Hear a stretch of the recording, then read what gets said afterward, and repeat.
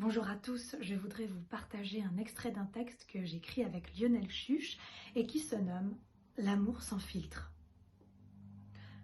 Je ne sais pas du tout quand, je ne me souviens pas du tout quand ça a commencé, ou plutôt quand cela a pris fin.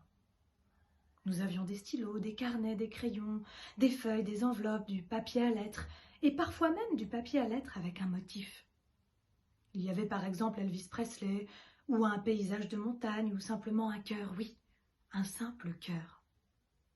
Je me souviens d'une fille qui imprégnait son papier à lettres de parfum bon marché. Quand vous ouvriez l'enveloppe, ce parfum vous sautait à la gorge et aux yeux, et alors les larmes vous venaient, mais ce n'était pas par amour. La lettre était ensuite glissée dans l'enveloppe, et il fallait coller un timbre dans le coin en haut à droite, et ensuite se rendre à la boîte aux lettres la plus proche, et enfin attendre. Souvent, il ne se passait rien. Il ne se passait rien et vous comptiez les jours, puis les semaines, et puis les mois. Et puis vous ne comptiez plus. Elle. Je suis une personne créative et innovante. Je ne suis pas mariée et je ne vis pas en couple. Ma dernière relation a duré 6 mois. Il paraît que l'amour dure 3 ans. Ma dernière relation a été un échec et je suis bien loin des 3 ans. Mon job de coach de vie me demande beaucoup d'énergie. C'est assez frustrant de ne pas pouvoir trouver plus de temps libre pour soi, pour voyager, pour sortir entre amis. Je sors assez peu finalement.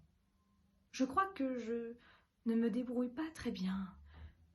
Oui, j'aurais besoin d'un coach, moi aussi, mais d'un bon coach. Pour moi, le travail correspond à une sorte d'autonomie et de liberté. Je préférerais tout de même travailler moins. Je ne m'indigne plus quand je vois tous ces gens qui, dans la rue, marchent le nez rivé sur l'écran de leur portable. J'ai juste parfois envie d'en tuer un. Le docteur m'a dit que c'était normal et qu'il pouvait me fournir une arme, si besoin.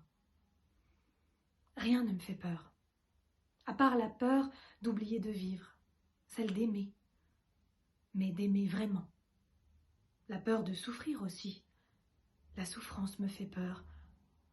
La peur me fait peur. Il y a des moments dans ma vie où je me dis que maintenant ça suffit, stop, c'est trop, ça va beaucoup trop loin. À présent, une frontière est franchie et je pose mes limites. Oui, je me referme sur moi-même. Je me débats, j'avance à reculons. Je préfère cette bataille avec moi-même, en moi-même, sans crainte des dégâts. Je suis souvent furieuse et désespérée, oui. La fureur se déploie en moi. La peur se déploie en moi, l'angoisse. C'est là que le jeu a commencé. Créer, ou avoir l'envie folle de créer le trouble, le chaos, la confusion.